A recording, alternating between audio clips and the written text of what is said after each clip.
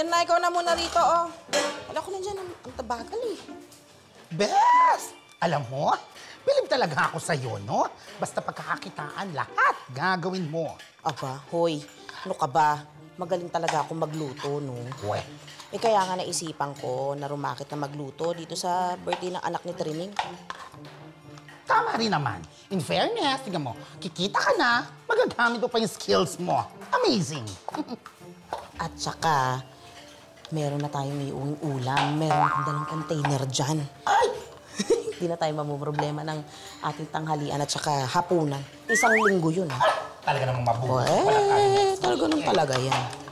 Perfect ka, Bes. Gusto ko yan. Diskarte lang, Bes. I love it. Yosa! Ay, Lorna, kamusta na yung luto ninyo? Ay, ito na. Malapit na matapos. Malapit na ba yung mga bisita ng anak ko, ha? Nakahanda na ba yung mga putahe niyo? Oo, ito na. Patapos na kami. Isa na lang to eh. Oo, at parang lumalangoy naman sa mantika, Lorna. At nag-uumapaw sa gatatong iba. Naku! Hindi mo ba alam? Yan ang sikreto ng lola ko sa pagluluto. Ganun ba? Ano ibig mong sabihin? Abay, ang mantika at gata, sabi ng lola ko, ganyan siya magluto. Para mabilis maumay ang mga bisita mo.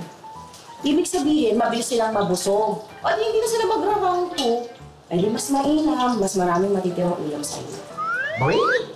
Ganun ba? Yes! Ang galing mo, Lorna. Hindi ako nagkamali ng paghiwas sa'yo, ha?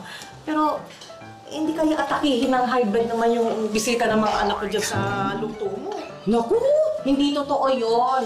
Aba, pag oras mo na, wala sa pagkain yan. Pag minalas ka, di minalas ka. Ganun lang yun.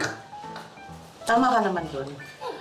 Pero, bakit may kasamang sardinas? Kasama ba sa handa yan, Lorna? Ay, naku, nga pala. Ito, specialty ko yan. Aba hinanap ko pa yan sa baon ng lola ko yung recipe na yan. Kaya gusto ko ipatikim sa iyo yung luto ko. Ang tawag dyan, pasta a la pobre. Yes, madam. That's our cooking master chef. Hindi to basta-bastang sardinas. Sardinas espesyal. O sige. Excited na akong tikman niya ng pasta. May sardinas mo, Lorna. O di, paano, Diyosa? Lalabas na ako, Lorna. So, Okay po.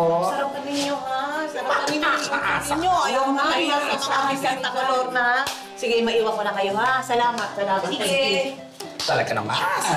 Natuwa sa aling training. Ay, pag natikman talaga to. Correct. Teka sa kong lata.